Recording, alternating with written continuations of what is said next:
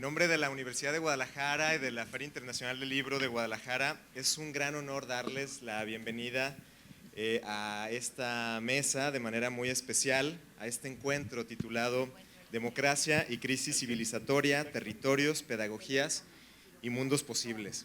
Se trata de un espacio de reflexión que ha sido posible gracias a una alianza maravillosa que durante los últimos ya 3 años hemos venido trabajando entre el Centro de Estudios Estratégicos para el Desarrollo, que me honra encabezar, y el Programa Universitario de Estudios sobre Democracia, Justicia y Sociedad de la UNAM, que encabeza mi colega y gran amigo John Ackerman. Y es una colaboración que ha permitido impulsar durante estos últimos 3 años espacios de reflexión conjunta, fortalecer el diálogo académico y reunir a figuras imprescindibles del pensamiento para pensar sobre los desafíos de nuestro tiempo. Me da muchísimo gusto presentar a quienes nos acompañan esta tarde. Son personalidades cuya trayectoria es un referente ineludible en las discusiones públicas. De verdad, qué gran gusto recibirte, Rita Segato, pensadora, amiga, cuya mirada crítica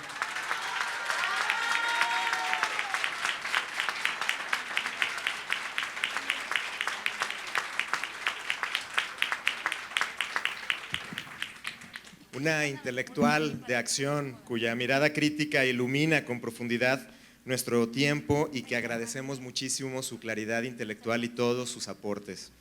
También me da muchísimo gusto saludar a Susana Harp, senadora, qué gusto recibirla en esta su casa. Bienvenida a la Feria Internacional del Libro de Guadalajara. Senadora Susana Harp, cuya labor cultural ha fortalecido la identidad y la diversidad, reconocemos muchísimo su compromiso permanente. Querida Olimpia Coral, es un gran gusto recibirte en tu casa.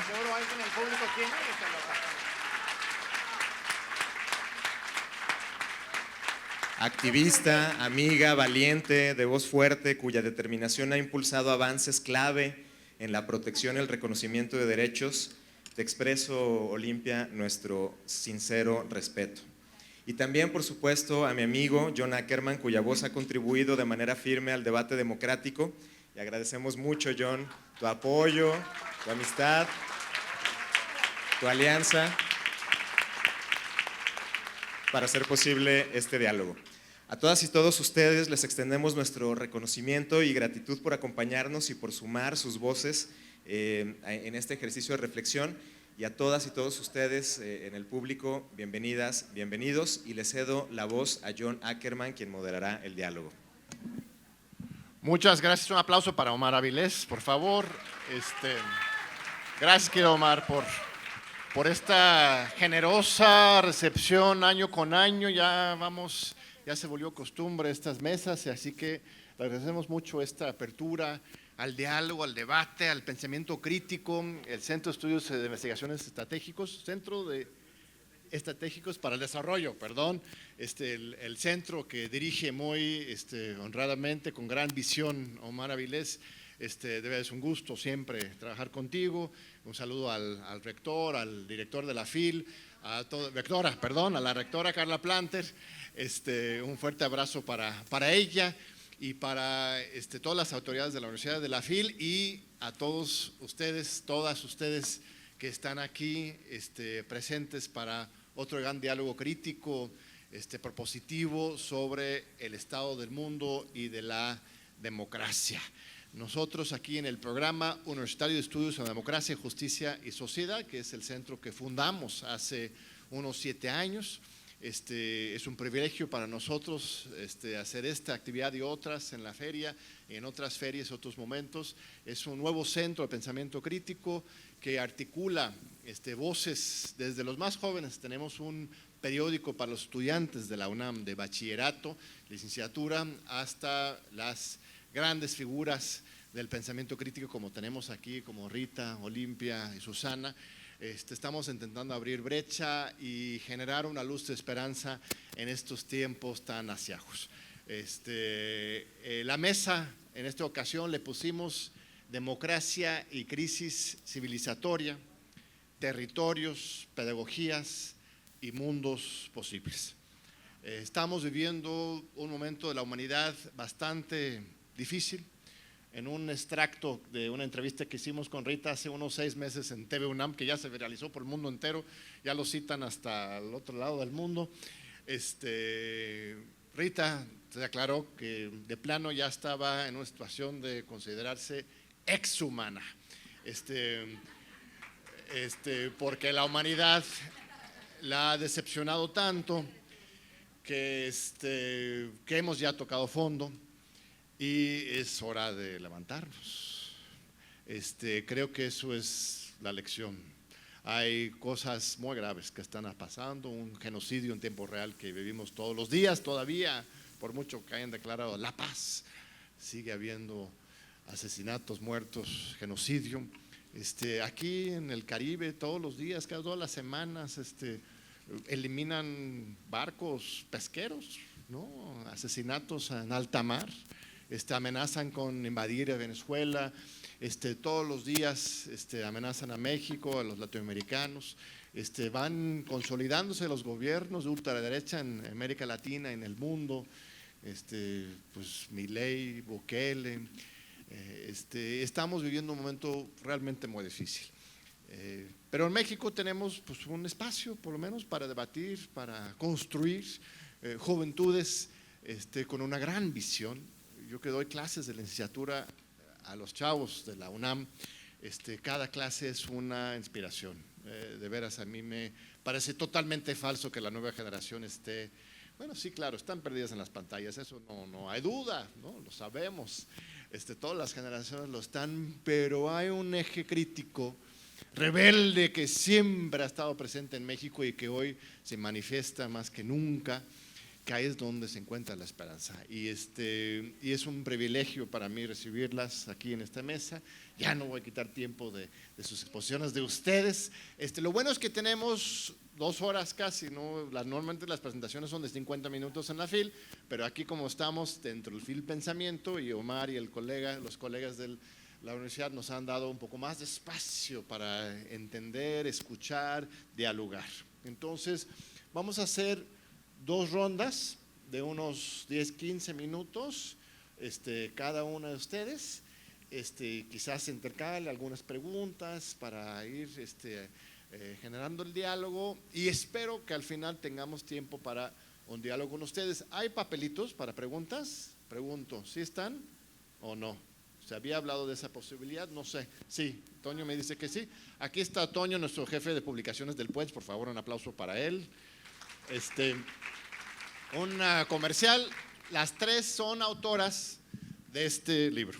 Este libro salió de la imprenta hace una semana, literalmente, listo para la FIL, que se llama Más allá de la democracia neoliberal, los horizontes del segundo piso, una reflexión crítica no solamente de la democracia y la política en México, sino en el mundo entero. Aquí hay capítulos también de Goran Terborn, de Álvaro García Linera, de Enrique Semo, de Ernestina Godoy, la nueva procuradora, de Enrique Dussel, Peters, de muchas personas, son unos 30 autores y esto está pues ya a la venta aquí. Obviamente también hay unos libros de Rita allá afuera, son las 3 autores de este libro, pero obviamente la conversación va a ir aún más allá de este libro, pero si quieren llevarse alguna reflexión ya impresa de ellas y de otros, ahí está a sus órdenes. Además la vamos a presentar el martes dentro de la FIL propiamente hablando, ¿no? En fin, por favor, queridísima Rita, ya las presentaron, Omar ya las conocen, así que nos limitaremos a darles la palabra en primerísimo lugar a Rita Segato. Un aplauso para ella, por favor.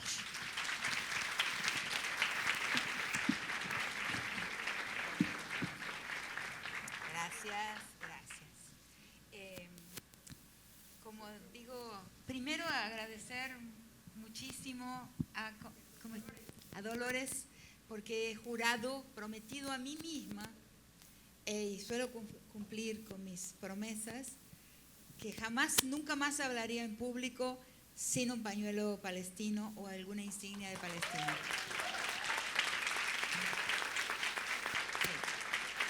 Y me han distraído, he quedado un poco, me lo olvidé, me olvidé en mi cuarto del hotel, así que no lo había traído.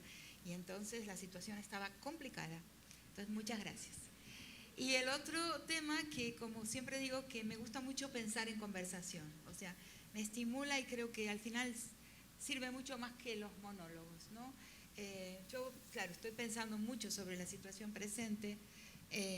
Ahí voy a hacer una breve mención a algunas ideas que he tenido recientemente, pero me gusta conversar, me gusta que me pregunten, me gusta que discorden, porque cuando escucho que no convencí completamente, ahí puedo mejorar, digamos, mi argumento o hasta corregirlo, y eso es una cosa que me gusta.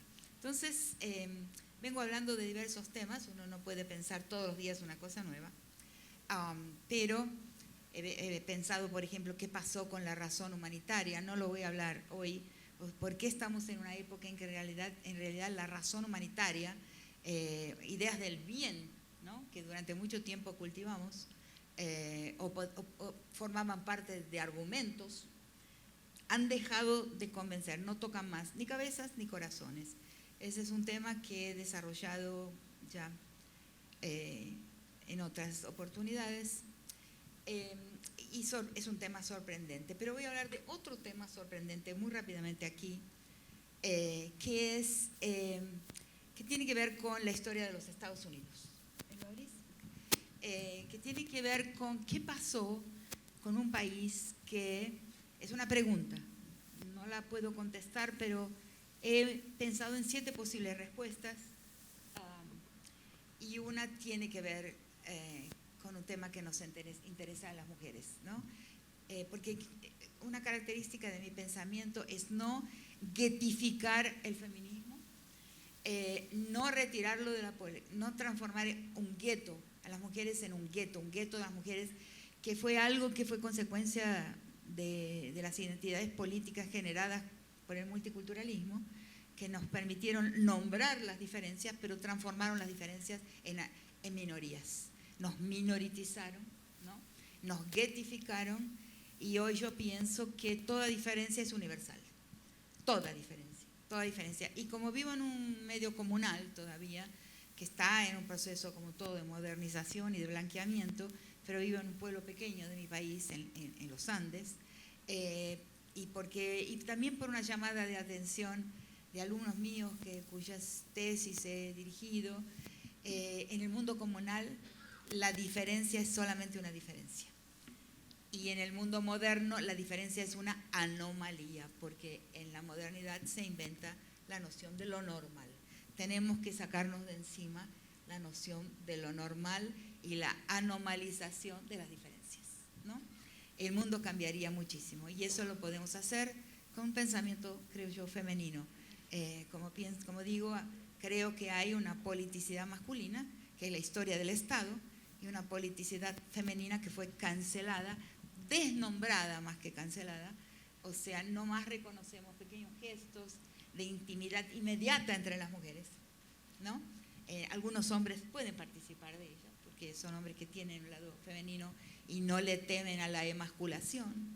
Los crímenes de los hombres, los crímenes de género, son crímenes que permiten diagnosticar la fragilidad masculina. Al revés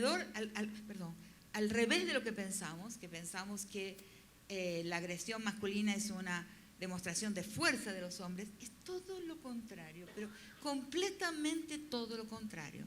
Es un síntoma de la fragilidad masculina y de su miedo de los hombres a la emasculación.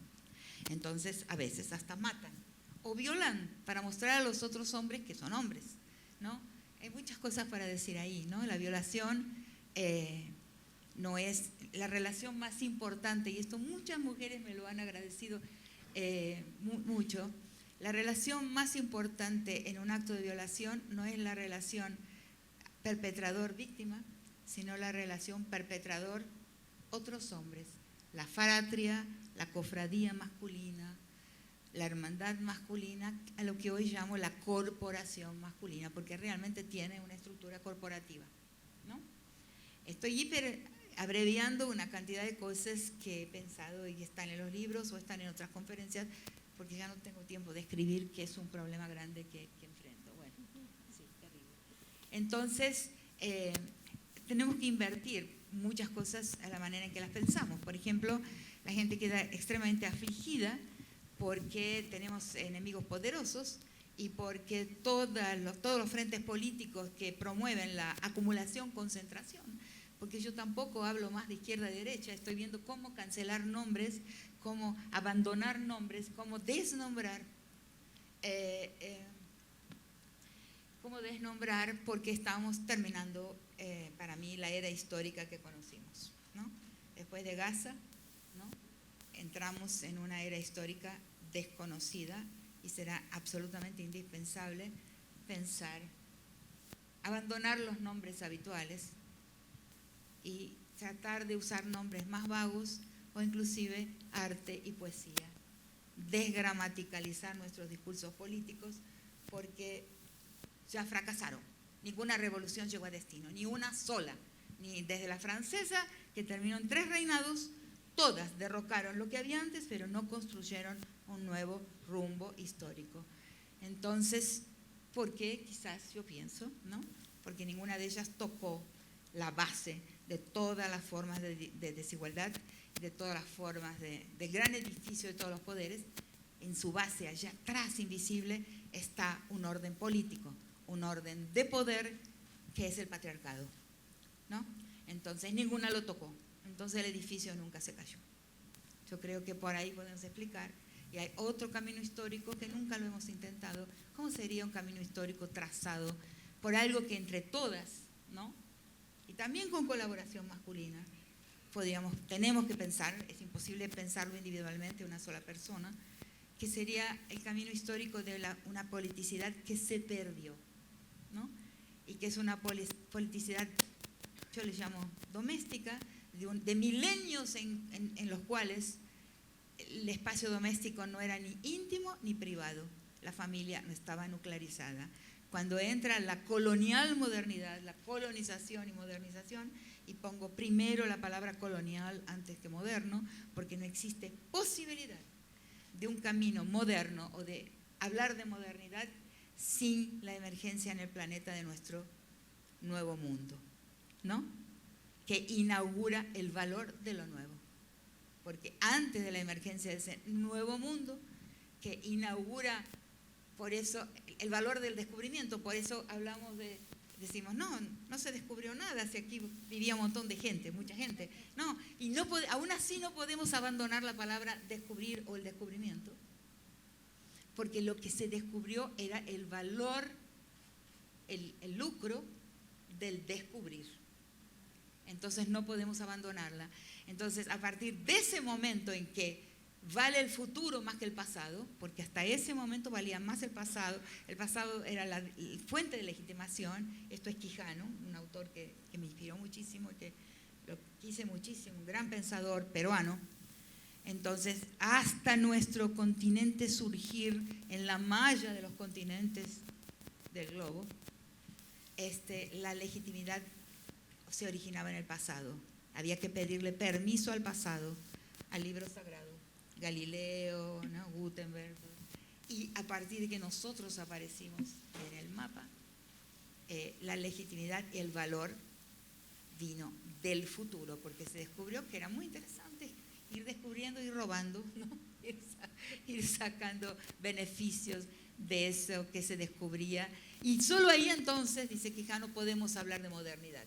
Porque antes, con el pasadismo, la fuente de legitimidad del pasado, no se podía hablar de modernidad. Había invenciones, había invenciones técnicas, había descubrimientos científicos, pero eran autorizados por el pasado. Eso es muy importante entenderlo, ¿no? Lo que significa, ¿no?, el descubrir como valor que sucede con el encuentro con este lado del mundo. Pero entonces, en esa colonial modernidad va sucediendo que se aísla, la politicidad masculina va procediendo hacia la creación de la esfera pública, el Estado, etc. Y la politicidad femenina es cancelada, le sacan el nombre, pero no deja de existir. Porque nosotras las mujeres nos damos cuenta de que la manera en que nos relacionamos de forma inmediata, de otra forma completamente diferente, pero no le vemos que es político eso. que es político, la forma en que ella y yo nos abrazamos desde el momento que nos vimos. Por ejemplo, que cuando uno toma un taxi, le cuenta toda su vida, si la chofer es una mujer, le cuenta a uno la vida, lo que está pasando, la chofer le cuenta a uno lo que está pasando. Eso tenemos que reconocer su politicidad. Es político, no es íntimo, pero todo lo que nos acontece a las mujeres, así se encuentra un cuerpo de mujer, dividido en pedazos, en diferentes barrios de una ciudad, como ha sucedido en El Salvador alguna vez, nuestra imaginación colectiva lo encamina y lo presiona hacia lo íntimo, hacia lo personal. Y sin embargo, todo crimen de género es un crimen de poder y es un crimen plenamente político. Y nos cuesta mucho, inclusive dentro del feminismo lo moralizamos, lo transformamos en un crimen moral. No, la ley Olimpia no es moral, es político. ¿Por qué? Porque es de poder. Y nos cuesta mucho desmoralizarlo y politizarlo, ¿no? Entonces, bueno, no iba a hablar de esto porque esto, digamos, es parte de algo muy general del pensamiento de género, pero lo considero importante, con la nuclearización, de la despolitización de la gestión femenina en ese espacio que por milenios fue atravesado por muchísima gente, y eso se ve no solamente en las casas de América Latina, sino también en las casas andaluzas, por ejemplo. Cuando el campo en España es barrido y el franquismo vacía el campo, se disuelven las casas comunales de Andalucía, y una vez tuve que examinar un caso, y ahí la mujer andaluza pierde su poder, porque el espacio comunal se nucleariza o se deshace, se disgrega la comunidad que vivía junta y que se cuidaba, porque es muy difícil matar a una mujer o darle una serie de palos que le quiebran huesos ante los ojos de una comunidad entera que está ahí, pasa por ahí, que no está nuclearizado y que no está entre cuatro paredes. Eso también hay que entenderlo, porque tenemos un prejuicio negativo con relación a lo premoderno, con relación a lo anterior, y tenemos un prejuicio positivo con relación a la modernización, y ahí también hay un equívoco, porque la modernización va creando esas leyes maravillosas que conocemos, ¿no? Pero va creando, porque son los antídotos para los males que ya introdujo. ¿Por qué? Porque es permanentemente colonial, o sea, porque esa colonización tiene por detrás el espíritu de la colonialidad todo el tiempo. Entonces, esas leyes maravillosas son antídotos. En el caso de la ley Olimpia es clarísimo, porque la modernización pone a la mano una manera de agredir que antes no existía, entonces le crea la ley. Va creando los antídotos y los remedios para los males que va creando. Tenemos que verlo así también. Entonces, esas leyes son buenas, pero siempre son un tanto ficcionales. Estábamos hablando sobre eso antes de llegar. Yo no hablo del derecho, hoy lo llamo ficción jurídica. Y la democracia la llamo ficción democrática. Pero, cuidado, que hasta este momento, quizás ahora voy a terminar con esto, no era lo que iba a decir, pero la ficción democrática era una fe, o sea, era una creencia. Eso lo dice Giorgio Agamben, ¿no? Que es lo único en que lo cito, porque lo he abandonado completamente después de enseñarlo durante diversos semestres en mis cursos antes de jubilarme. Lo estimaba como autor con el Homo sacer y la ley de excepción, etc. Pero lo he abandonado desde el momento en que publica un libro sobre la historia política de Europa, se llama El cáliz y la espada. Así, en el que piensa que es posible escribir la historia de Europa sin mencionar América, sin mencionar el Nuevo Mundo. Es un error garrafal. En ese momento yo borré a Agamben de mis bibliografías, pero lo cito solo para reforzar esta idea de que el derecho es una fe, él dice, es una religión. Entonces, esa ficción jurídica, creíamos en ella. Y bueno, era suficiente, porque era, como digo, en un texto de 2009 sobre Palestina, escribí 2 textos sobre Palestina, uno de 2009 y el otro de 2014. O sea, no comenzó el 7 de octubre, porque en esos textos digo lo mismo que digo hoy. Entonces yo soy la prueba con eso de que no convenció el 7 de octubre.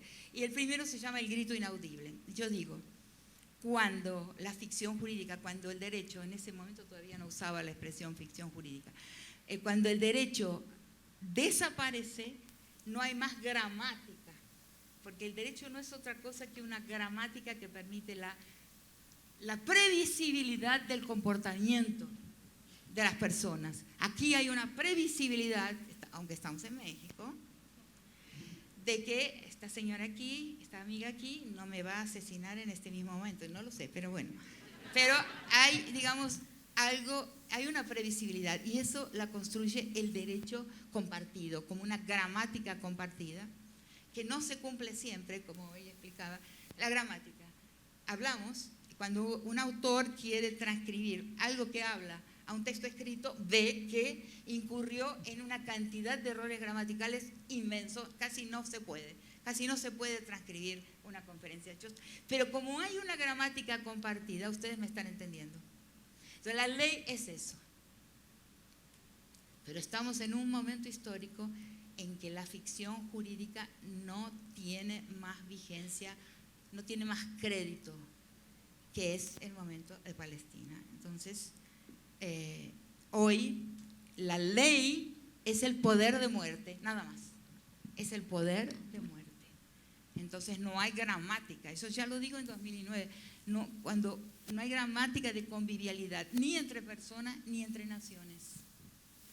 Porque quien tiene el poder de muerte no solo lo usa, porque eso siempre existió en la conquista, pero en la conquista decíamos que estábamos regidos por las leyes de Indias. Falso, porque a 5.000 kilómetros a través del mar es mentira. Si no se puede hacer cumplir un derecho en una ciudad que queda, digamos, a 200 kilómetros o en el barrio de la esquina, es falso. En realidad nuestro continente, y esto también lo descubrí y lo creo, y en Brasil tiene nombre, nuestro continente fue conquistado por pandillas. Es estructura de pandillas desde su fundación. ¿Me entienden? Entonces, por eso no conseguimos librarnos de una estructura que nos fundó. No es verdad que fue regido por el Código de Indias. Y en Brasil esas pandillas tienen nombre, se llaman bandeirantes. Los bandeirantes eran grupos de hombres, ¿no? Un coronel, un caudillo con sus jagunzos que recorrían el país matando hasta los perros, limpiando el territorio. Se llaman pandillas y tienen un enorme monumento en São Paulo, ¿no? Que se llama el Monumento a los Bandeirantes, que limpiaron el territorio para la gestión de un Estado permanentemente colonial. Entonces las pandillas están entre nosotros desde hace mucho tiempo. Yo creo que hay que encararlo de esa forma. Son estructurales en nuestras sociedades. Bueno, entonces, quería decir yo a esta era histórica, que tiene que ver con la pregunta de John, la veo, la diferencia es que no hay ficción jurídica. Siempre hubo exterminio, siempre hubo genocidio, pero había una ficción jurídica que se mostraba como la ley. No, pero esta es la ley. Ahora no, porque el exterminio, el genocidio nos es mostrado así. Es un espectáculo de genocidio sin pudor jurídico de ningún tipo y de ninguna clase. Esa es la novedad. La novedad es la evidencia presentada y la absoluta desconsideración de cualquier ficción jurídica. Entonces yo a este momento les llamo, digo que es una segunda crucifixión, y les llamo, estamos en vísperas del año 1 de G, como 2000 y tantos, 2025 años después del año 1 de C. Ahora, lo curioso y esotérico es que es en el mismo lugar. Esta crucifixión, que es colectiva, y quizás la otra también lo fue también, están sucediendo exactamente en el mismo punto del mapa, ¿no? O sea, digamos por ahí. Un aplauso para nuestra amiga Rita.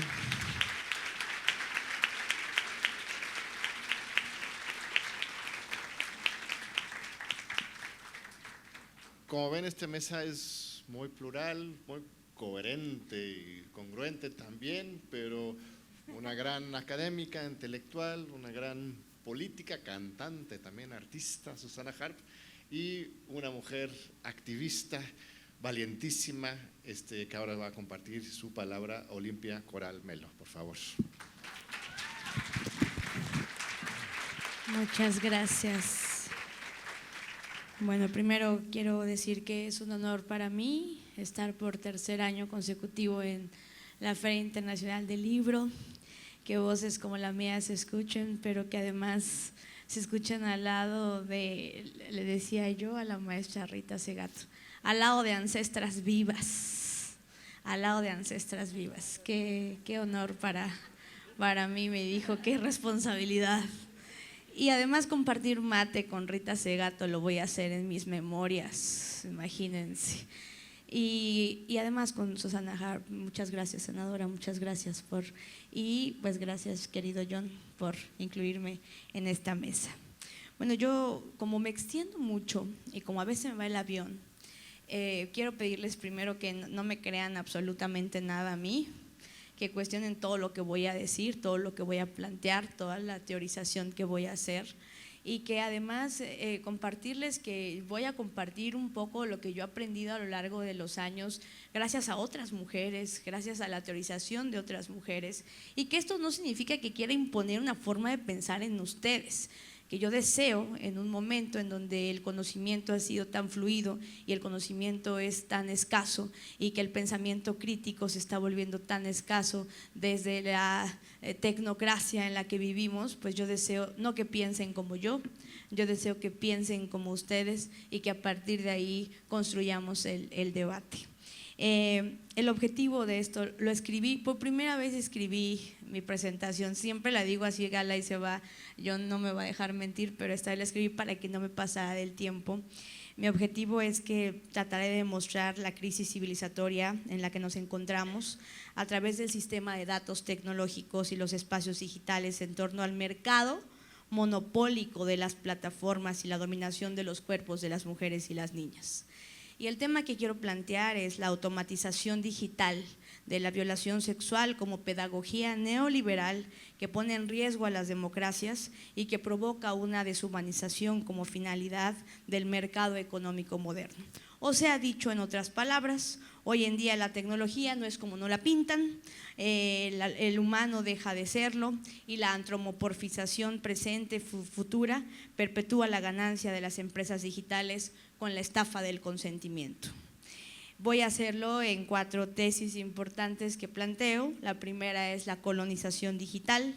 La segunda es una teorización que nosotras en Defensoras Digitales y en la postura política de Ley Olimpia, porque Ley Olimpia no es una ley jurídica como tal, no aspiramos a cambiar las leyes como un modelo de acceso a la justicia de las mujeres, aspiramos a cambiar las conciencias, aspiramos a cambiar el algoritmo, aspiramos a cambiar la condición civilizatoria en la que vivimos y aspiramos además a que tengan responsabilidades los dueños y señores del monopolio, yo le llamo los señoritingos del internet, ¿no? Y que en este sentido Ley Olimpia aspira no a que haya más personas en la cárcel, sino que no haya ninguna víctima más. Y entonces en este sentido nosotras traemos una teorización sobre el algoritmo patriarcal, la cultura o la pedagogía, y ahí entonces retomo muchas de las enseñanzas de la pedagogía de la crueldad sobre la cultura porno y el posthumanismo que está deshumanizando a través de las tecnologías. En la colonización digital, el imperio de los algoritmos como el origen constructivo del territorio actual. Por ejemplo, los anglicismos, cómo entendemos a la colonización digital, cómo entendemos a la digitalidad con anglicismos. Para llamarle al abuso sexual infantil digital le llamamos grooming. Para llamarle a la difusión de contenidos, de datos importantes personales, le llamamos doxing. Le intentaron llamar antes de Ley Olimpia a la violencia sexual digital de revenge porn o porno venganza. Y dijimos, ¿porno de qué? ¿Venganza de qué? De haber confiado, de haber vivido tu privacidad, de habitar tu cuerpo con esta doble condición de moralidad. Y entonces, si nos referimos hoy en día al capitalismo de datos y a la función que tenemos las personas adultas mayores, hoy otra vez, al igual que el mercado monopólico capitalista, mientras más adultos vayamos siendo, menos condiciones de alfabetismo digital vamos teniendo, y eso nos aleja de la digitalidad, empezando por el lenguaje, los anglicismos. Por eso en la postura política de Ley Olimpia, nosotras creemos que hablar desde nuestros territorios, hablar desde nuestros lenguajes. Siempre cuento la historia de cuando conocí a Bill Gates en la revista Time, y que entonces yo llegué con mi pañuelo morado y me aprendí en inglés para poderle hablar a ese señoritingo en inglés. Le dije el algoritmo patriarcal y el colonialismo digital, y le entregué un pañuelo de la Ley Olimpia. Obviamente él me volteó a ver de pies a cabeza, me pelució, me vio, me pelució. Y siempre le digo, a mí me pelucea el Bill Gates, pero ya me andan peluceando. Me pelució, y entonces me contestó, oh, excuse me, no entiendo. Como un montón de personas nos decían desde hace más de una década que iniciamos con la teorización de la violencia digital, no entiendo, lo virtual no es real, ocúpate de otras cosas. En un mundo donde tenemos que llegar casi con semen en la vulva para que nos crean que fuimos violadas, en un mundo donde tenemos que justificar con pruebas la condición de nuestros abusos sexuales, en un mundo en donde revictimizamos incluso a la propia presidenta de México por no saber cómo haber reaccionado ante un abuso sexual, en un mundo en donde lo material es importante, nosotras llegamos como chiquillas a hablar de la violencia sexual digital que no podías ver y no podías tocar y por ende no existía. Claro que hoy en día hablamos de la teorización con la ruptura de los anglicismos para romper con el colonialismo digital, con la educación digital más allá de lo material, más allá del software y más allá del hardware. O sea, hoy tomaron incluso nuestros discursos de lo virtual es real y les están condicionando a niñas, niños y adolescentes a esta deshumanización de los espacios digitales.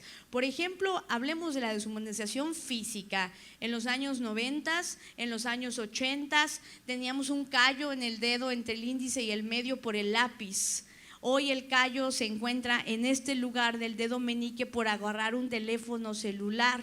No tengo nada en contra de los gamers, los amo, los adoro, pero hoy no se están hablando de condiciones físicas, de esta deshumanización que están causando las redes sociodigitales, en las condiciones estrictas de cómo están generando situaciones físicas en nuestros cuerpos. Así como hace años nos cambiaron la manteca por el aceite, o nos decían desayunar 40 cucharadas de azúcar en un cereal era nutritivo, y que después de años le tuvieron que poner sellos a la comida de exceso de calorías, exceso de azúcares, exceso de sodio. Hoy creo que al monopolio capitalista de datos deberíamos de ponerle también los sellos de exceso de deshumanización, exceso de hiperconectividad, exceso de daños físicos a los que yo estimo que se van a empezar a notar o se van a empezar a hablar para los próximos 15 años. Por ejemplo, el dumb scrolling, que yo no uso los anglicismos, pero es la única, perdón por la palabra, una pinche forma de lo que están teorizando, y por eso estamos tratando de teorizar desde nuestros lenguajes en Abya Yala, en América Latina, desde nuestros lenguajes. Y por eso cuando me dijo Donald, el otro que es igual, Bill Gates, no entiendo. Pues aunque no entienda, el 25 de abril de este año logramos aprobar la Ley Olimpia en Estados Unidos, les haya gustado o no, me haya entendido o no, y lo hicimos las mexicanas y lo hicimos las latinoamericanas. Sí, sí, exacto. Me Too no es nuestro. Es de todas. No, porque el Me Too, perdón, No, pero por favor, de repente todo es Me Too. en su micrófono. Me Too es una estructura gramatical que dice yo también. Nosotras en América Latina hablamos del ninguna menos, Claro. que es un nosotros. Ahí se ve una gran diferencia Sí. entre las dos lenguas, entre las dos actitudes, ¿no? De los anglicismos. Y entonces, las horas de hiperconectividad sin control, imagínense que pasamos 8 horas diarias conectadas y conectados a internet, y que el scroll, que esto que estamos haciendo todo el tiempo a través de este dominio de datos, para los nativos digitales está teniendo consecuencias reales como la dopamina desbalanceada. El cerebro está presentando hoy daños por la disminución de dopamina, que es la base, imagínense que es la base, lo equivalente a la cocaína, o un 200% del consumo de cocaína. El uso excesivo representa fenómenos como el FOMO, que provocan ansiedad, insomnio, pérdida de la memoria, descontrol de la necesidad constante de conexión, tanto que los dueños de Silicon Valley tienen una desconexión completa a las pantallas, que si nosotros hiciéramos un detox de las pantallas por un mes, lo comentaba, haríamos una reconstrucción de los neurotransmisores de nuestro cerebro, y que de esto apenas lo estamos hablando. Eso no significa que esté satanizando la hiperconectividad, esto no significa que esté satanizando la internet, sino que estoy cuestionando, o intentamos desde la postura política de Ley Olimpia cuestionar el colonialismo digital que nos está llevando a estas condiciones de desigualdad importante, y que genera además una ganancia a los dueños,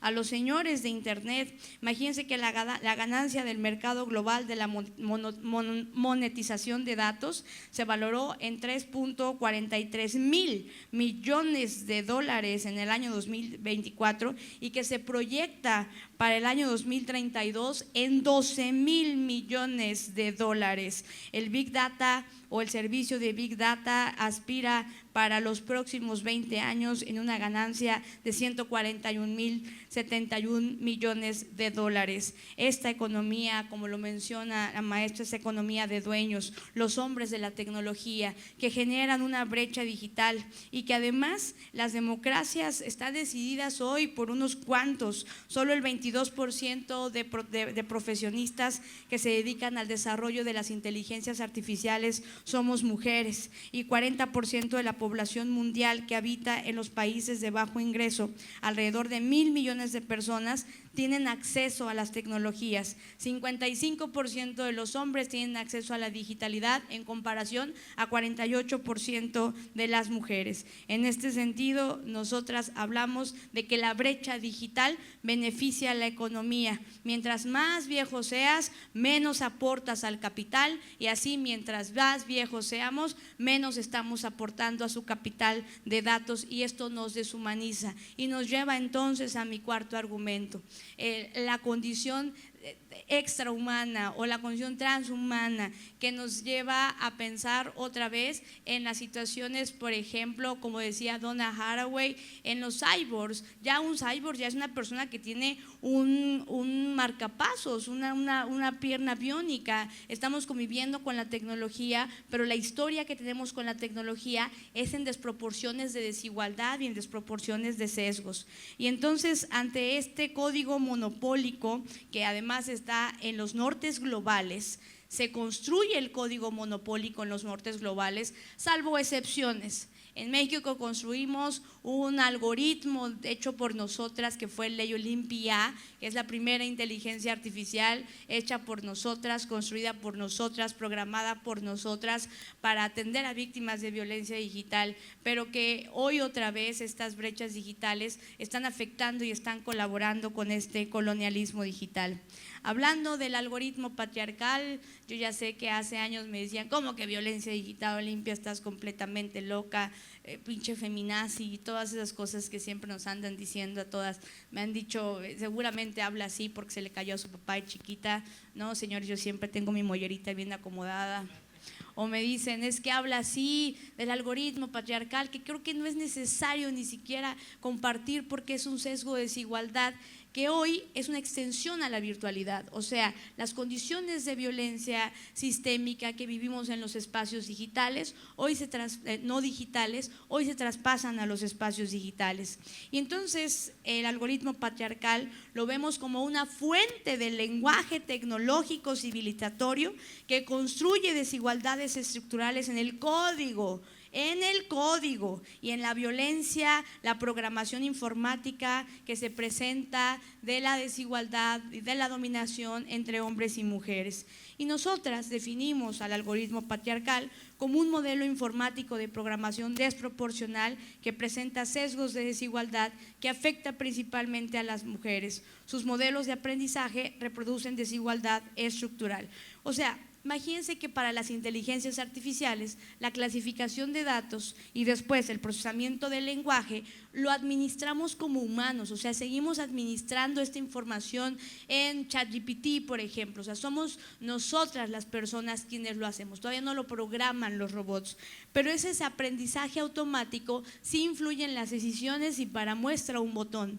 Si buscamos en un servidor como Google, por ejemplo, la palabra o la frase mujer pública y le damos enter, las imágenes que nos van a arrojar son imágenes de mujeres en condiciones de hipersexualización, en condiciones de cosificación del espacio privado, otra vez su cuerpo como objeto sexual y no como sujeta de derechos. Y cuando buscamos en cambio la palabra hombre público, nos aparecen hombres en condiciones de la vida pública, hombres de traje, hombres dando discursos, ¿no? Y si nos vamos a cómo influyen las decisiones, imagínense, y nada más por poner una muestra en esta Feria Internacional del Libro, de los filósofos que leemos, de los que nos enseñaron en la universidad, cuando les preguntamos qué era una mujer.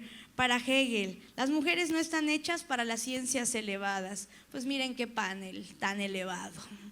Para Augusto Comte, la debilidad intrínseca de las mujeres está en su raciocinio. Para Aristóteles, la mujer no necesita escritorio, tinta, papel ni plumas. Entre gente de buenas costumbres, el único que debe escribir en la casa es el marido. Pues miren, y se sigue haciendo y se sigue reproduciendo. Estas condiciones influyen en la toma de decisiones.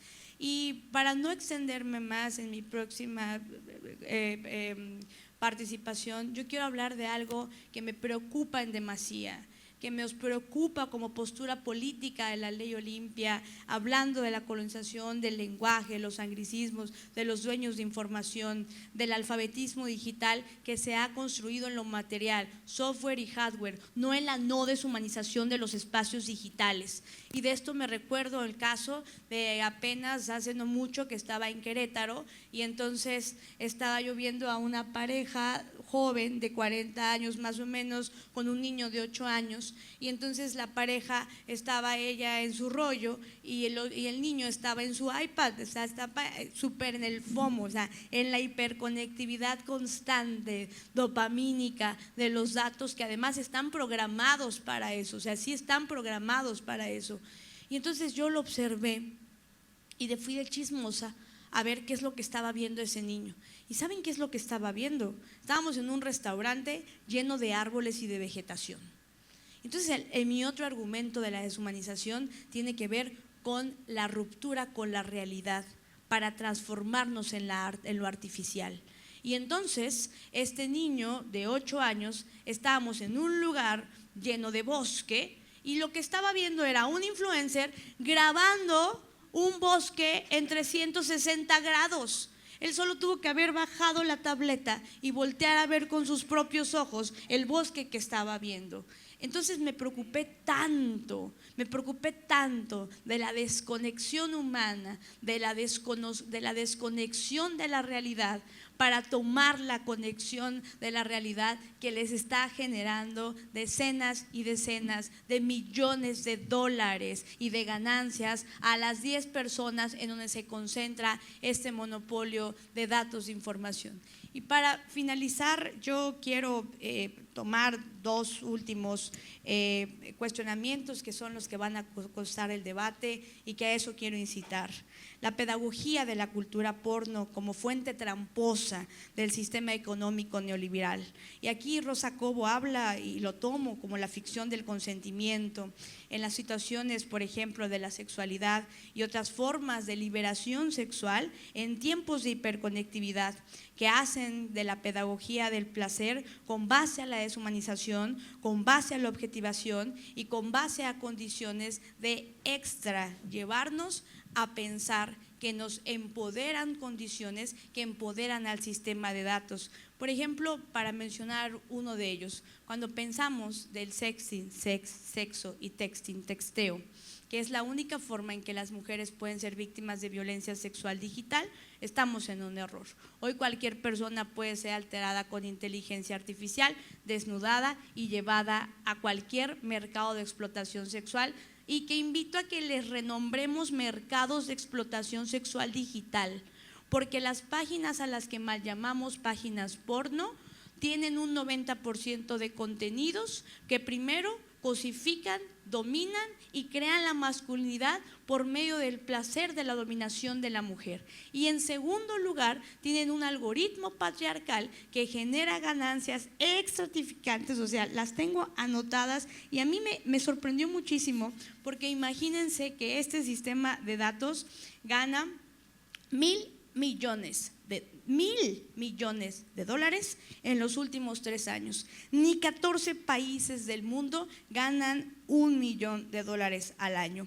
Y con estos $1,000 millones que gana la dominación de la información, de la pedagogía, de la sexualidad, porque ojo, no estamos hablando de sexo, estamos hablando de porno. O sea, el sexo es otra cosa. El sexo es la condición de la libertad de habitar nuestro cuerpo como primer tecnología, pero la cultura porno, la condición de dominación es la que podría, si no ganaran esto con la explotación digital de nuestros cuerpos, podría sacar de la pobreza a 914,000 millones de personas. Imagínense que el presupuesto de México para la igualdad sustantiva representa 508,700 millones de pesos, y con los $1,000 millones que ganan bajo la explotación de nuestros cuerpos en internet, solo son el 3.6% del presupuesto, o sea, 508 veces más. En los años 80, Hugh Hefner, el dueño de la primera estructura de dominación y de aprobación social de la dominación de los cuerpos, basado en la ficción del consentimiento y en la ficción del empoderamiento de las mujeres, que es la explotación sexual, y me refiero a Playboy en específico, ganaba $3.5 millones al año. O sea, significa que ha crecido con la tecnología 285 veces más la ganancia a través de la tecnología. Y con esto cierro, ¿esto qué significa? Que la tecnología está haciendo una automatización de la violación de los cuerpos de las mujeres. Empresas como Sexdoll, por ejemplo, crean 3 robots sexuales. Robot número 1, el robot en donde adjuntas la fotografía, y lo tengo que decir así porque si no, no hacemos conciencia, porque nos importa la propiedad privada de las mías, mi esposa, mis hijas, mis hermanas, mis madres. Lo digo en este sentido, pero para las feministas nos queda muy claro que son las mujeres, que somos las mujeres. Pero cuando lo digo así, habiendo grupos mixtos, le digo mi esposa, mis madres en la propiedad privada. Adjuntas la foto de tu mamá, de tu hermana, de tu prima, porque cuando les digo adjuntas la foto de cualquier mujer, en las preparatorias me dicen, ¡ay, qué padre! Podría tener la foto de cualquier mujer y antropomorfizarla, generar un robot sexual de ella para poder tenerla a mi servicio bajo los estereotipos y cánones de belleza de la cultura porno, de lo que significa el modelito sexy de las mujeres para la cultura porno. Y entonces cualquier persona hoy, Olimpia, tengo que hacer sexting para ser víctima de violencia digital. No. Hoy esta colonización, hoy esta economía de dueños, hoy esta economía de datos está generando bajo el deseo de la masculinidad de obtener lo que quieras, bajo la pedagogía de esta cultura, el hecho de transformar ahora nuestros cuerpos en objetos sexuales y en ganancias para ellos. Robot número 2 que fabrican babies, pussies o colitas de bebés. ¿Sí? robotizados. Con esto señalan que se va a acabar la explotación sexual infantil, la pedofilia, porque ya no vamos a violar niños, vamos a violar los robots sexuales de los niños. Tercer robot sexual y espantosísimo, Frida Frígida, o así la llaman, una robot sexual que está programada para rechazar una relación sexual. O sea que quien la consume, quien la compra, quien la adquiere es porque le excita la violación. El video más visto dentro de estos mercados de explotación sexual digital, a los que aspiran a más de 2 millones de ellos en América Latina, tiene 500 millones de reproducciones y tiene que ver en Pornhub y en X videos. Por ejemplo, no es un dato mío, es un dato de Alario Gavilán, que hizo una excelente investigación al respecto de la pornografía y de la tecnología. Tiene que ver con la violación tumultuaria de 4 hombres hacia una mujer. Y mientras ella decía no, la excitación del hombre se convertía entonces en el deseo de dominación para esta cultura porno de un nuevo orden mundial que está utilizando además nuestros discursos de empoderamiento. Hashtag lo virtual es real. Eso diciéndole a los niños lo virtual es real. Hay niños hoy viviendo 2 condiciones de violencia: la violencia material física que ya viven en las escuelas y la violencia digital. Preguntamos a nuestros hijos ¿cómo te fue en las redes? No, hoy están llorando. Por ejemplo, hay un juego que se llama Roblox y están llorando porque les robaron sus tralareritos. Están teniendo depresiones. Lleva una amiga en Chihuahua, me dice Ali, que le mando un saludo a Marcela Torres. Ali lleva en depresión 7 días porque le robaron su tralarerito. A mí me preocupó y me llevó a la reflexión cómo en Ley Olimpia estamos empoderando el hecho de lo virtual es real. Y miren cómo cuando agarra el patriarcado de los datos, el patriarcado tecnológico, nuestros propios argumentos, dice sí, lo virtual es real. Tú sufres por lo que te está pasando en los espacios digitalizados y genérate una condición de ciberadicción. Y la segunda situación es el hecho del empoderamiento de nuestros cuerpos. Vamos, empodérate, tu cuerpo, tu decisión. Cómo este discurso tergiversado, agarrado, tomado, extraído, secuestrado por el patriarcado otra vez de esta postura, de esta economía global de datos, termina generando ganancias económicas bajo la explotación de nuestros cuerpos. Y ojo, esto no es un discurso moral hacia la persona en singular, no tú que tienes OnlyFans, no tú que haces sexting, no tú que estás viviendo tu sexualidad en internet. No es un discurso moral, es un discurso económico que debería de preocuparnos. No tiene que ver con una cuestión de valores personales, tiene que ver con una cuestión de valores económicos, que en lugar de que se incremente este dinero para la política pública de empoderamiento y combate a la violencia hacia las mujeres, nos están poniendo como única oferta la explotación de nuestros cuerpos para que entonces nos empoderemos económicamente. Y con esto cierro. ¿Habrá otra forma de tener sexualidad que no sea con base a la cultura porno?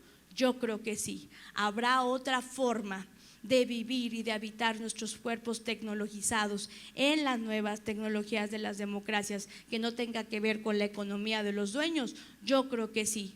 ¿Hay una forma de cambiar el algoritmo? Yo creo que sí, si cambiamos el código.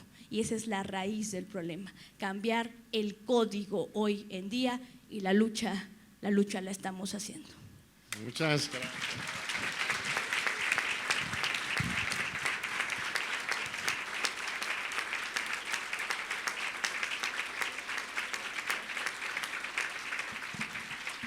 Mil gracias, querida Olimpia, por estas palabras tan contundentes, valientes y propositivas. Susana. Me preguntó Rita Segato que qué era el código. Y le digo, es la fórmula algebraica que genera el algoritmo informático. Y además lo hizo una mujer, fue Ada Lovelace. Nada más que son 5 señoritingos quienes tienen en sus manos nuestros datos: Jeff Bezos, Mark Zuckerberg, Elon Musk, etcétera, etcétera, etcétera. El código es esa fórmula algebraica, aritmética o informática que la creó además una mujer hace 200 años que fue Ada Lovelace. Bien, muchas gracias, Olimpia. Susana es una gran, cantante, ya la conocen, ya nos dijo que no va a cantar, para los que esperaban su bella voz, pero es una gran luchadora por los derechos humanos, derechos de los pueblos indígenas y en particular de los afromexicanos. Ha logrado conquistas legislativas muy importantes en eso y otros temas. Hoy ella es la presidenta de la Comisión de Ciencia y Tecnología del Senado de la República. Su texto en este libro, que hay un texto también de Olimpia, de Rita, bellísimas, se llama justo se me perdió. Ciencia Popular y Autogestión Comunitaria. Es presidente de la Comisión de Ciencia y Tecnología, sabe todo de la alta ciencia, pero también sabe mucho de las luchas desde el territorio, de las comunidades. Un enorme privilegio y lujo tenerte aquí, queridísima Susana. Un aplauso para ella. Gracias, muchas gracias, muy buenas tardes. El privilegio es para mí estar con Rita, con Olimpia. Gracias, John, por generar este espacio. Gracias a la FIL por la invitación. Y bueno, pues tal cual el libro que John ha ido recopilando y proponiendo de muchas gentes que tuvimos el privilegio de estar en la UNAM y pues ir a compartir momentos de la vida, de nuestra vida profesional, de lo que hemos logrado avanzar en nuestros objetivos, pues tal cual el libro es esta mesa, una mesa plural, una mesa que habla de muchos temas. Y creo que hay muchas invisibilidades, ¿no? Aquí hemos escuchado grandes invisibilidades, básicamente hacia todo el tema de las mujeres. No voy a redundar en todo lo que ellas, quienes han llevado esta agenda por años, ya nos han compartido. Pero hay otras invisibilidades y yo quiero basarme y platicarles un poquito de esta parte de los territorios.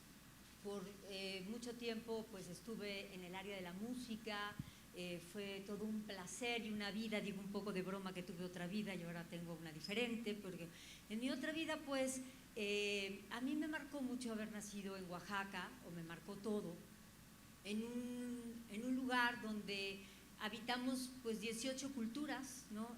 16 indígenas o como le dicen ahora originarias, una afro-mexicana, afro-oaxaqueña y pues la mestiza, porque yo también tenía que llegar en algún lugar, si no, no quepo en ninguna otra. Y pues claro, también hay un gran mestizaje, ¿no? Y recuerdo mucho que una vez en una entrevista me decían, ¿y usted es de derecha o de izquierda? Yo dije, soy de Oaxaca. ¿Por qué me quieren meter en alguno de los dos polos? Y de verdad, lo dije desde el corazón, ni siquiera lo pensé, no lo razoné. Y creo que eso nos ha definido, nos definen mucho, porque en efecto pensamos en plural. Porque el hecho de poder haber sido testigo desde niña de los miles de colores, de sabores, de músicas, pues también te va generando una conciencia de que hay muchas otras realidades en las cuales puedes gozar, puedes y debes respetar, puedes congratularte. Y bueno, pues cuando mi vida dio un poco una vuelta y decidí aceptar esta gran invitación y estar en el Senado de la República, que ya son muchos años de estar ahí, la primera intención fue poder hablar de esta gran invisibilización sistémica de las personas, pueblos y comunidades afrodescendientes, afromexicanas, básicamente, ¿no? Pues todas estas personas que llegaron desde el continente africano en una condición de esclavitud, porque llegaron en una condición, en sus territorios no eran esclavos, no eran esclavas, llegaron aquí en esa condición, pues siempre hubo como una cierta contabilidad, porque se contaban como activos, ¿no? alguien tenía tantas hectáreas, tantas cabezas de ganado y tantos esclavos y esclavas. En el momento que se hace la abolición de la esclavitud, simple y sencillamente desaparecen de la historia patria. Nunca más se vuelven a mencionar, jamás, como si por arte de magia hubieran pasado simplemente a ser mestizos y ya. Entonces, al llegar al Senado, pues lo único que yo hice fue tratar de llevarme temas que había intentado visibilizar desde la música, como el disco de Fandangos de Ébano, que fue cantar canciones afromexicanas, con la cual me llevé una parada en el Teatro de la Ciudad, porque me mandaban mails, era lo único que había en esa época, 2007, 2006, 2007, empecé a hacer la investigación de estas canciones afromexicanas, Oaxaca, Guerrero, Veracruz, Guanajuato, en fin, Córdoba, Veracruz, León, Guanajuato, son dos ciudades fundadas por cimarrones, en fin, hay tantos datos que la misma historia patria no nos los acerca, hay que ir y hurgarlos, ¿no? Y pues yo en esta búsqueda presentamos este disco y para mí fue brutal vivir esta enorme discriminación de que me mandaban mails pues advirtiéndome, amenazándome que si yo traía negros a este país, pues yo me las iba a ver con ellos, ¿no?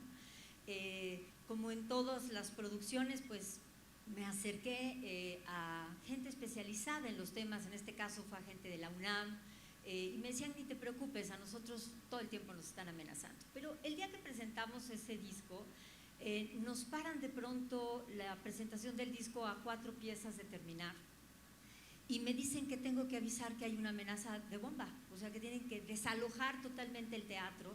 Y para mí fue muy impactante darme cuenta, ahora sí que en carne propia, de que a alguien le podía ser tan incómodo que yo simplemente cantara canciones afromexicanas.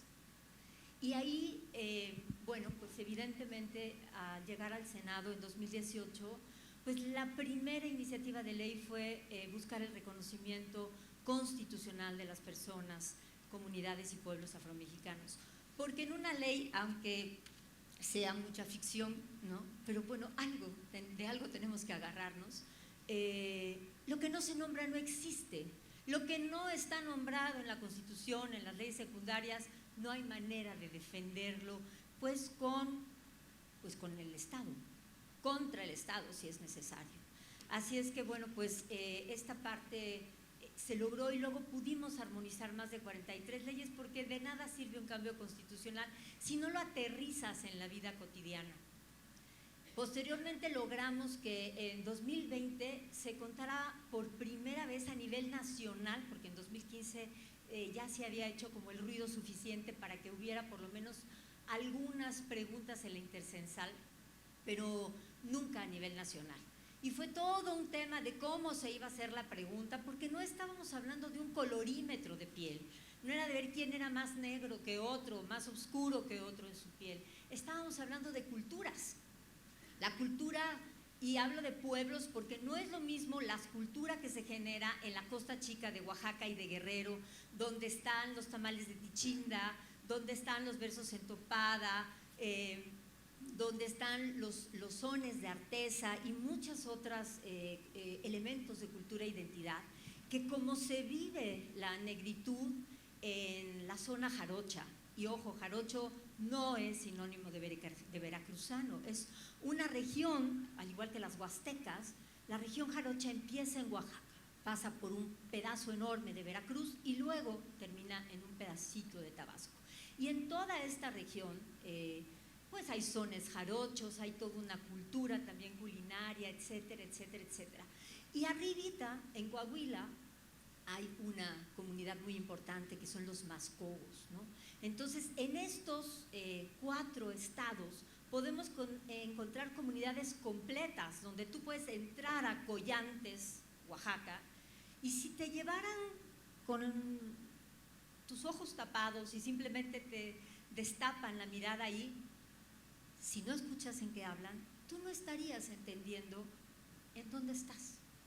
Y menos, ¿no?, que estás en México, y menos en Oaxaca. Todavía de pronto pensamos en esta parte de la negritud mexicana y pensamos un poco en Veracruz o quizá en Guerrero, pero no, Ahora en el censo 2020, que se logró hacer por primera vez esta pregunta de por tus costumbres y tradiciones, ¿te consideras afromexicano, afrodescendiente o negro? ¿Por qué? Porque la palabra negro en México no es un agravio, incluso es una manera cariñosa de hablarse entre negrito, negrita, las canciones, negra consentida, en fin.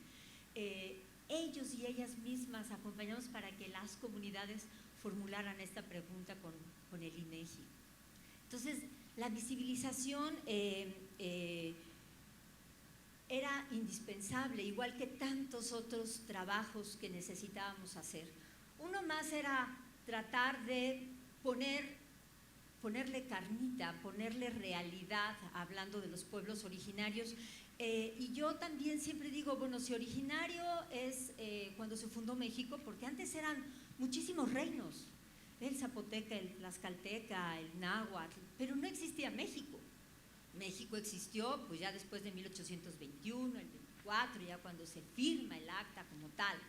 Entonces también estas personas afrodescendientes, porque no podemos llamar afromexicanas, pues en esa época no había México, pues también es un pueblo originario de nuestro país, porque el segundo, bueno, los presidentes, quien estuvo ahí aportando para que se hiciera esta independencia, pues fue Morelos, ¿no? Después de Hidalgo, que es toda una discusión, pero bueno, no me voy a meter en ese tema. Realmente Morelos fue el que estuvo al frente de la independencia. Morelos no nada más se ponía el paliacate porque le dolía la cabeza, como dicen, sino era muy chino. Su madre era mulata y él tenía clara esta necesidad de la abolición de la esclavitud. Después tuvimos al primer presidente de México, Guadalupe Victoria, el cual hablamos poco y deberíamos hablar más de él. Y el segundo es Vicente Guerrero, otro afrodescendiente, ¿no? Y sin embargo, cuando ustedes leen apenas en los nuevos libros de texto, ya se mencionan como afrodescendientes o afromexicanos. Pero entonces nombrar sí es indispensable. Antes decir, ¿no? En nuestro idioma castellano, pues ya en el los entrábamos hombres y mujeres y era normal, y ahora pues no, tenemos que hablar de los hombres y las mujeres y es lo correcto para por lo menos continuar con la visibilidad, aunque sabemos de todos los pendientes que todavía aquí nuestras compañeras nos están hablando y lo vivimos de manera cotidiana. Pues lo mismo pasa con los pueblos afromexicanos, por lo menos ahora los empezamos a nombrar y ya es normal escuchar los pueblos indígenas y afromexicanos. Por lo menos, antes la palabra ni siquiera la podían pronunciar. Yo cuando iba en esas épocas, 2008, a hacer un poco de difusión de este trabajo, de investigación, me decían, ¿afro qué? O sea, ¿cómo que afro? ¿Cómo? ¿De qué hablas? O sea, estás loca. Pero no, hoy, después del censo, hay más de 3 millones de personas que se han autorreconocido como afromexicanas, afrodescendientes o negras en nuestro país. No hay un solo estado de la República donde no haya una diáspora. Comunidades completas, como les digo, Guerrero, Oaxaca, Veracruz, Coahuila. Pero diáspora, no hay un solo estado en este país donde no haya gente que ya se haya autorreconocido como afromexicana. Por otro lado, pues pudimos también avanzar en otra parte de este colonialismo, como se dice, de la apropiación cultural.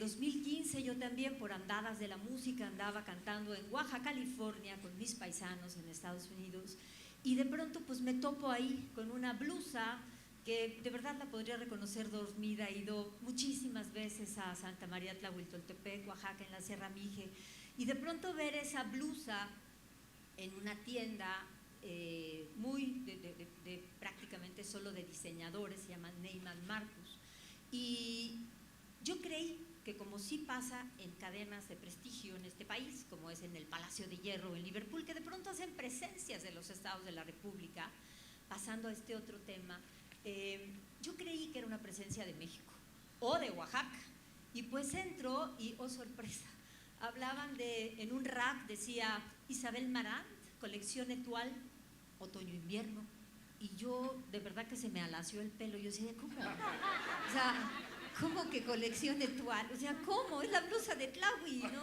¿Cómo?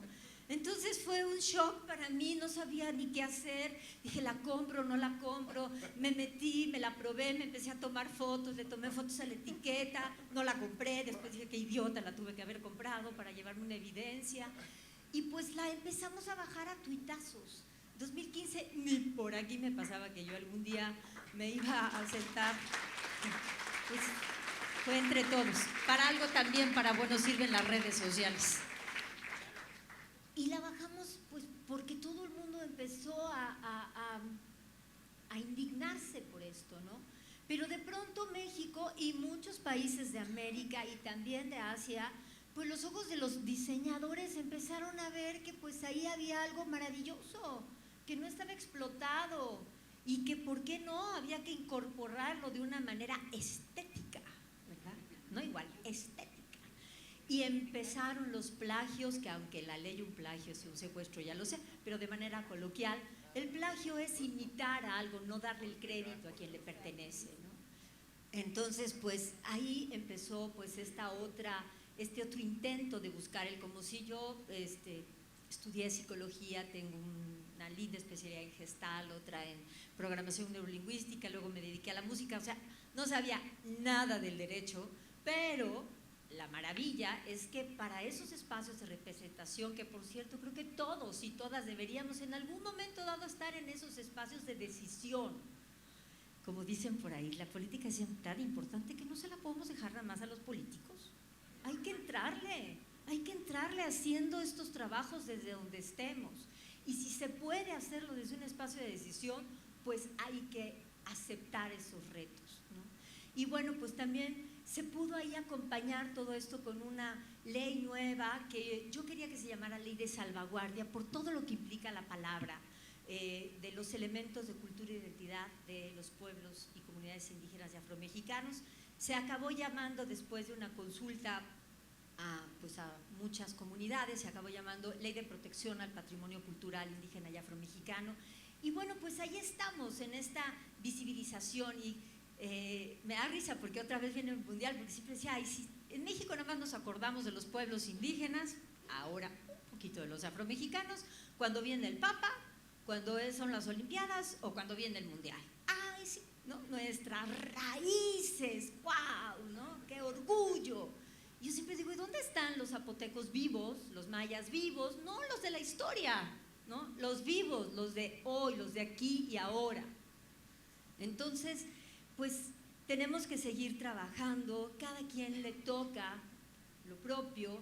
A mí, pues, me tocó este privilegio de nacer en Oaxaca y de convivir y de irme a meter porque yo lo quise, porque yo lo decidí, porque me fui empapando y enamorando de mi tierra y de tantos mundos que hay en un pequeño pedacito, y no porque los demás estados no lo tengan, pero a mí me tocó conocer lo que yo conozco y en donde yo nací, y tengo el privilegio de poder estar y he compartido en otros lugares, pero hay que continuar, estemos desde donde estemos. A mí me encantó ayer escuchar a quien fue premiado, este escritor maravilloso, Amin Malouf, porque al igual que Padura y que tantos escritores y escritoras que seguramente se escucharán sus voces en estos días, siempre hay algo, una decisión previa por las cuales hacemos lo que cada quien decide hacer. Y no importa si es desde un escenario con un micrófono para cantar o desde el micrófono del Senado de la República o desde donde sea, uno tiene que llevar esa congruencia y esa decisión que uno tomó previamente a empezar tu actuar, lo que quieres estudiar, desde donde quieres, ¿no? Cómo quieres apoyar, aportar, acompañar. En mi caso, acompaño, no soy ni indígena ni afromexicana, lo tengo claro, nunca lo he pretendido. Y por ejemplo ahora pienso, pues no sé si cuando regrese a la música voy a volver a cantar en las 7 lenguas en las que logré cantar, acompañada siempre de poetas que manejaban perfecto tanto su lengua madre como el castellano y me ayudaban en pronunciar lo más correctamente posible. Quizá ya no lo haría porque ya hay muchas personas que lo hacen. Y ahora pues yo misma hice una ley que dice que se llama apropiación cultural, entonces pues creo que ya no, ¿no? Pero ¿desde dónde? Si podemos y debemos de seguir acompañando porque estamos vivos y vivas, porque no nos puede ser indiferentes todas estas necesidades que aún tenemos, estas enormes dificultades de convivencia humana, todas estas grandes reflexiones, y agradecemos espacios como lo que se dan en esta gran FIL de Guadalajara para poder seguir escuchándonos los unos a los otros, retroalimentándonos. Yo me voy con el corazón lleno, con claridades que no tenía antes. Muchas gracias, porque no tenemos que ser todólogos, porque tenemos que seguir aprendiendo de los demás y porque nos tenemos que acompañar. Así es que, pues yo desde mi oaxaqueñez, ¿no?, seguimos trabajando en comunidad y seguimos aportando lo que se puede. Acompañar es lo que es mi decisión, y estemos donde estemos, pues tenemos que continuar. Muchas gracias, John. Gracias a ustedes.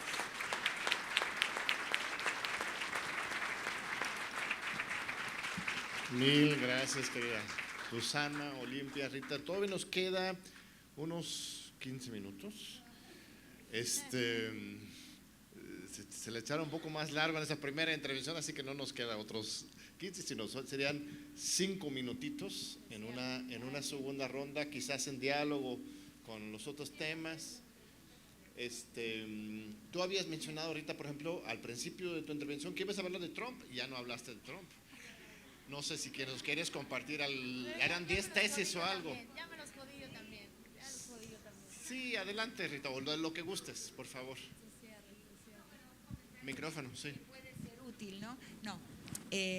Claro, todo eso para mí entra en lo que yo defino como la pedagogía de la crueldad, porque la pedagogía de la crueldad es la cosificación de la vida, y que eso empieza, para mí, la mirada al mundo, la mirada a los cuerpos, la mirada a los paisajes como cosas, empieza con la conquista.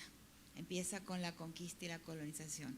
El primer momento es un encuentro, ¿no? Colón llega, es un encuentro, una sorpresa, pero inmediatamente después, porque la vida no puede ser apropiada. Entonces el gran negocio, más que el lucro, o sea, el lucro es importante, pero el lucro político, la dominación misma, es más importante que el lucro económico, para mí, en mi lectura. Inclusive en mi lectura de muchos procesos como la trata, el tráfico, la cartelización, todo el mundo va a mirar lo que se gana, y yo miro el golpe político que implica. Entonces el gran golpe político a la historia es la cosificación de la vida, que entonces es una pedagogía de la crueldad. Y la mirada pornográfica, que los pueblos indígenas no la tienen, porque existen, y me consta porque soy antropóloga, y en Brasil hay pueblos realmente tribales, de bajísimo contacto con el mundo blanco, y uno puede ver que para nosotros existe este corte, que es el corte cartesiano, ¿no? Cabeza, res extensa. Eso es parte fundamental del proceso de cosificación de la vida. Entonces, la vida misma, viva, en cambio constante, en tránsito, no puede ser capturada. No hay captura posible de la vida misma. Pero para ser capturada tiene que ser primero cosificada. Entonces el lucro ahí, el más importante, es la pedagogía de la crueldad. O sea, que la sexualidad le es muy funcional. La sexualidad perversa, que es muy característica de la sexualidad occidental, porque en el mundo indígena, donde no hay cuerpo-cosa, el cuerpo es cara, es rostro. Por eso puede ir desnudo, porque no hay cuerpo-cosa, no hay mirada pornográfica. La mirada pornográfica es occidental, moderna y colonial. Y ese es el gran lucro. No lo mediría. La cuestión de la monetarización es importante y todo, pero la cuestión política es más importante todavía. Eso quería hacer ese comentario porque lo siento muy, muy fuertemente, ¿no? Cuidado con monetarizar todo. No, lo político es más importante que lo monetario, para mí, en mi visión de la vida y las cosas, ¿no? Y claro, y lo que hablabas vos me resuena mucho con Argentina, porque es muy parecido en ese sentido, ¿no? Primero quería contar que en Brasil, después de una gran pensadora ya fallecida, ¿no?, Nilma Gómez, a veces se me va su nombre, pero ella entonces dice, tenemos que hablar de Améfrica, porque los cruces entre lo indígena y lo negro en nuestro continente fueron mucho más intensos que lo que pensamos. Y mismo en los Estados Unidos, los Seminole, si los vas a ver, te parecen muchos son afrodescendientes, pero son Seminole. Y nos olvidamos, queremos separar las etnicidades, que son hoy inseparables. Deberíamos hablar no de Amerindia, sino de Améfrica, dice ella, porque está todo fue demasiado tiempo como para que no se fusionaran, no se mezclaran el elemento africano y el elemento indígena en nuestro continente. Y entonces, por ejemplo, una cosa que los argentinos no se dan cuenta, yo sí. Nuestro folclore, tenemos un gran repertorio folclórico. Bueno, digamos, tango, milonga, bombo, samba, no sé, malambo, son palabras bantus y son los nombres del folclore argentino criollo.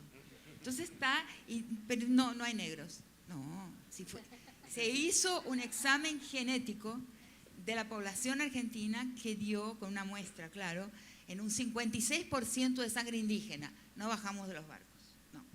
Buenos Aires puede ser, la Pampa Gringa puede ser, pero el país tiene 56% de sangre indígena. Y si hicieran ese examen, que no lo hacen, para componente africano, nos desmayaríamos del espanto, porque no lo podríamos creer. Cuando volví a mi país, después de muchos años de ausencia, 40 digamos, vuelvo a la Argentina, y uno de los primeros seminarios que di fue en Santiago del Estero, que es una provincia folclórica por excelencia, la provincia de la chacarera. Mucho del folclore nace en esa provincia central del país. Llego a Santiago del Estero y miro, son mulatos. El ojo argentino no ve el trazo africano. Estos son mulatos. ¿Cómo puede ser? Estoy soñando. Y son mulatos. O sea, pero no lo vemos, porque se ve, ¿qué se ve? El trazo físico del enemigo, de aquel que fue exterminado en los dos genocidios de la historia argentina, que son el del Chaco y la Patagonia. Ahí se exterminó al indígena. Entonces el enemigo de ese estado es el que el ojo argentino ve, pero no ve al mulato, y está lleno de mulatos mi país, y es invisible. Yo a veces, como viví en países donde había mucha población negra, a veces voy con amigos a hablar, ¿ves algo en esa persona? No. ¿Cómo? No. La persona es negra, la persona es afrodescendiente, claramente, para mí, en mi mirada. Es que la raza se ve, es muy difícil, ¿no? La raza tiene una difícil lectura, porque la raza es la atribución de otro organismo a los cuerpos que nos recuerdan a los cuerpos de los vencidos en el proceso de conquista. Entonces, no está en el cuerpo, pero está en una atribución de un ojo informado por la historia, que ven esos cuerpos el trazo de los derrotados, y ahí se les atribuye otro organismo, racismo, ¿no? Otra biología. Raza, ¿no? Y bueno, pero la raza es compleja, porque sí, hay racismo en todos los países, pero la construcción de ese racismo varía de un país para otro. Por eso yo he hecho muchas críticas al multiculturalismo, que nos obliga a generar un único, por ejemplo, la tradición del candomblé, la tradición religiosa africana en Brasil. Fue muy difícil, y es muy difícil que puedan, por ejemplo, entender exactamente la lucha contra el racismo. A veces hay Mãe de Santos, la tradición más antigua, que es el tambor de Minas, en el norte de Brasil, en el estado de Pará. Cuando llegué a ese lugar, porque mi investigación para mi doctorado fue el tema del candomblé. La Mãe de Santos era blanca, pero no era blanca, era negra, porque era una pieza fundamental en la historia de África, en el Brasil, pero a la mirada era blanca. O sea, es muy, muy cuidado con la cosificación de la raza, ¿no? Por ejemplo, un profesor allá dice, yo no sé qué me pasó, subí al avión blanco en Brasil y bajé negro en los Estados Unidos. Somos todos Fanon, o sea, esa lectura. República Dominicana, los afrodescendientes, los negros son los haitianos, y cuando va un argentino a República Dominicana, son muy africanos, o sea, son muy... Entonces eso, no se puede, no, cuidado con la identidad, con con cosificar la identidad, ¿no? Hay tradiciones que atraviesan nuestros países y fusionadas y entrecruzadas que son amafricanas, ¿no? Eso para mí quería contar y que es muy importante. Bueno, listo. Esto es lo que… Bien. Y cuando fui a ver el maravilloso, extraordinario Ballet Nacional de México en el Museo de Bellas Artes, tiene toda una parte, ¿no?, impresionante, bellísima, de la parte caribe mexicana, que es igual a la música africana, a la afrodescendiente de Venezuela, por ejemplo. Muy igual, o sea, y está muy presente en el repertorio. Quizás ya sea una consecuencia de tu prédica, de tu activismo también, ¿no? Pero yo decía, esto es venezolano, esto es caribeño, no, es mexicano. Sí, es impresionante. Rita de joven era musicóloga. ¿Estudió qué instrumento estudiaste? No, yo mi doctorado es en antropología social y en Etnomusicología. Entonces, hay un excelente diálogo aquí en esta mesa. Un aplauso para Rita, por favor, otra vez. Por favor. Cierro, para mí es un honor.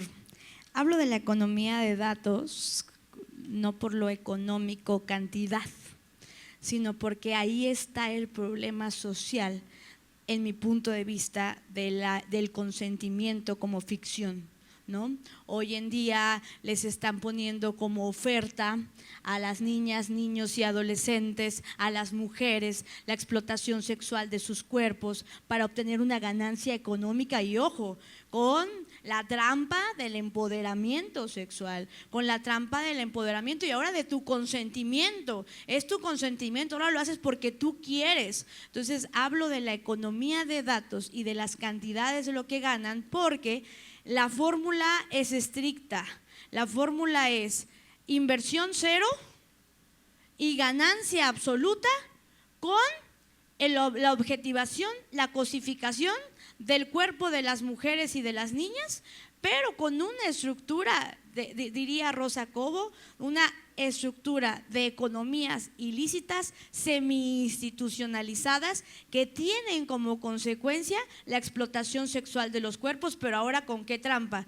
Con la trampa de tu consentimiento. Ahora es porque tú quieres. Por eso es que lo hablo desde ese punto de vista, porque es en mi punto de vista antropológico, sociológico y político, ¿no? Quiero cerrar con que sí somos muy políticas todas, unas en el Senado, en la música, otras en la investigación, otras en el activismo, otras en la escritura, otras en las cámaras, otras con capuchas, otras sin capuchas, y llamo a la no despolitización de nuestro movimiento feminista. No es un performance, es un movimiento político que necesita de la construcción política y teórica en un mundo en donde tengo miedo de decir lo que voy a decir, pero en un mundo en donde los dueños, los señores que están haciendo los datos no quieren ser regulados, y yo y mis compañeras de defensoras digitales estamos poniendo la apuesta directa a que tengan responsabilidades, y voy a hacer una protesta en la FIL. La protesta es hacia la colonización digital y el extractivismo que está intentando hacer la OEA hacia la ley Olimpia. Llevamos 39 leyes hechas en el país. Hace años no le llamábamos violencia digital. Soy sobreviviente de la difusión de un video sexual por el cual el algoritmo me puso la gordibuena de Huauchinango, y a partir de donde soy originaria orgullosamente de la periferia del pueblo, hablante náhuatl, y que desde ahí teorizamos y subimos, y que ya hablo con primeros mandatarios y estoy aquí sentada en la FIL, pero costó muchas puertas cerradas, y que a partir de ahí, cuando yo busqué qué me estaba pasando en internet, no encontré nada. No hubo una campaña de la ONU que hoy afortunadamente declara este año como el año en contra de la violencia digital. No hubo un posicionamiento político desde el norte global que considerara la violencia digital. Fuimos las primeras en ponerle nombre a la violencia digital, fuimos pioneras, y no lo hice sola, fue gracias a decenas y decenas de de compañeras que hoy además están aquí sentadas, que hoy nos hacemos nuestra identidad política, se llama Red Latinoamericana de Defensoras Digitales, y desde ahí estamos teorizando políticamente, cuestionando políticamente. Y la OEA hoy le quiere llamar a la violencia digital violencia facilitada por las tecnologías. Decirle facilitada por las tecnologías, en primer lugar, ya hicimos conocimiento. Se llama violencia digital, desde los URES globales ya lo hicimos, desde nuestros lenguajes. Y ahora vienen a hacer extractivismo de nuestros conocimientos con una ley que están intentando poner como ley modelo. Señoras y señores, no hay ley modelo más modelo que la ley Olimpia en América Latina y en el mundo. No existe. Y la hicimos nosotras, desde abajo, desde nuestra visión como sobrevivientes. Fuimos víctimas de esta violencia y ahora somos sobrevivientes vivas de esta violencia y por las memorias de las que ya no pudieron vivir porque esta violencia les afectó. Y entonces mi protesta, y con esto termino, es a esa colonización digital del extractivismo. No es facilitada por las tecnologías de forma porque ya hay conocimiento situado. Y ese conocimiento es en nuestros lenguajes y en nuestros idiomas y en nuestras vivencias como sobrevivientes. Y de fondo, esto significaría que las empresas digitales no tengan que tener responsabilidad.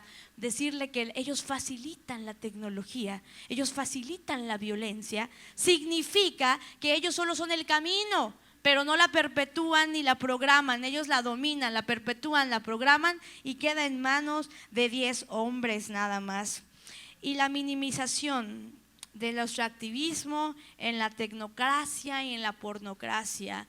Ya no más esta minimización. Y lo digo porque como sobreviviente de violencia digital y haciendo análisis, por eso para mí es así un honor, ¿no? Porque claro que leí la pedagogía de la violencia y desde ahí sacamos el argumento de cómo la pedagogía de la crueldad de la cultura porno que objetiviza y hipersexualiza nuestros cuerpos y de la ficción del consentimiento. Me han dicho, Olimpia, llegaste aquí gracias a que tu pareja difundió un video sexual.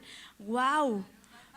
Gracias, gracias. Olimpia, llegaste aquí por eso. Yo digo, imagínense cómo es que nos vuelven a poner a la construcción del hombre, ¿no? Invito a que construyamos otras nuevas formas. Cierro con que sí hay otros mundos posibles, como lo dice el panel. Uno, en lo social, la reprogramación cerebral y estructural, en la educación digital más allá del software y el hardware. 2, en lo material, cambiar el código. Hay que hacerlo de nuevo. Yo no sé si me alcance a mí la vida para verlo. No sé si a mis compañeras nos alcance la vida. Cuando le decía yo a la maestra, es una teórica viva, es una ancestra viva, es porque yo no sé si la ley Olimpia alcance para darnos la justicia que merecemos. Yo no sé si la ley Olimpia alcance para darnos la justicia por parte del Estado que merecemos. Pero que no nos digan que luchar no sirve de nada, que no nos digan que joder no sirve de nada, que no nos digan que ser incómodas no sirve de nada. No aspiramos a la punibilidad como último recurso, no aspiramos a la última ratio como último recurso, aspiramos a que ni siquiera haya la oportunidad de subir esos contenidos íntimos sexuales sin consentimiento a las plataformas. Yo aspiro con levantarme un día y decir, por ley Olimpia en Google se eliminan los más de 2 millones de mercados de explotación sexual. Ese día voy a cantar victoria, ese día me voy a jubilar y me voy a fumar, cierro, y me voy a fumar un churrito de marihuana y voy a ser un aplauso feliz. Para Olimpia, por favor. Muchas gracias. Cerramos con las palabras de Susana. Es que ya se acabó. Pido solamente justicia para Fátima. Pido justicia para Fátima, una niña de la Sierra Norte de mi municipio de Huauchinango, Puebla, que fue violada y que no pudo tener justicia porque no había intérpretes en su lengua indígena. Cierro con justicia para Fátima. Muchísimas gracias. Justicia. Muchas gracias, que Olimpia. Susana, por favor. Gracias. Cerrar con broche de oro. Pues creo que tenemos que seguir visibilizando lo invisible, que parte de eso se ha tratado esta mesa y cuántos temas más por visibilizar. Yo nada más quiero comentar brevemente de lo que proponía John al inicio de mi participación. Volteemos a ver el gran país en el que estamos, porque nada más estamos clavados en las malas noticias. De verdad, no se pierdan. Sería un detallazo de su parte que vayan a conocer su país, el de a de veras, el de la raíz profunda, no nada más lo que sale en las noticias.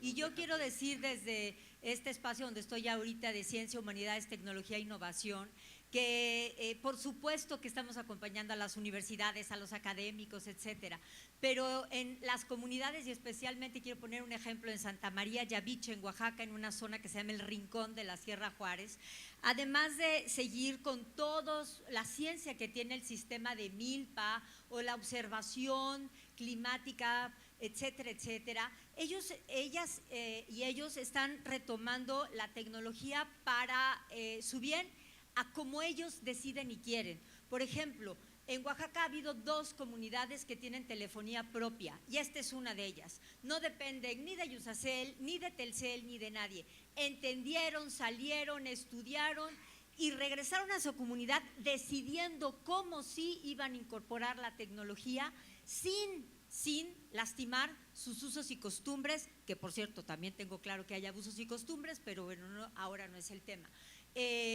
Y deciden cómo sí poderse retomar todos estos elementos.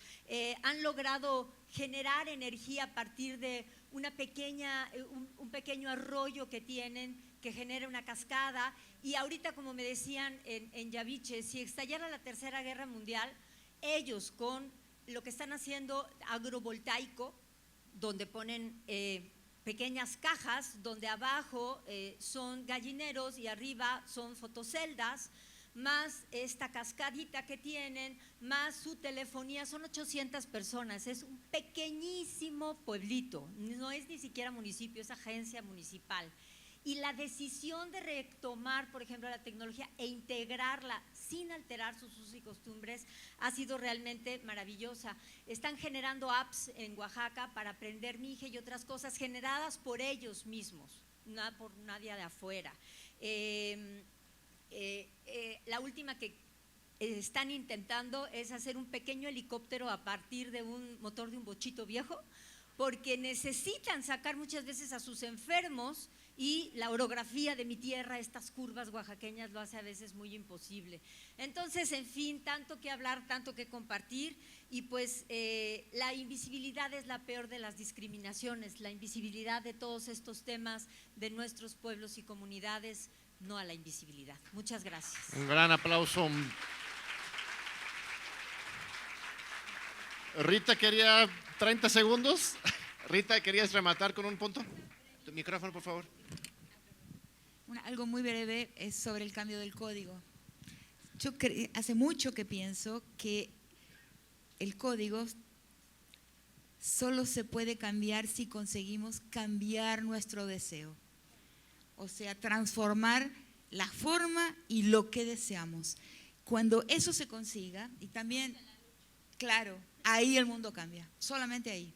Muy bien, un aplauso por favor para nuestra mesa tan distinguida. Muchas gracias queridas amigas. Gracias a todos ustedes.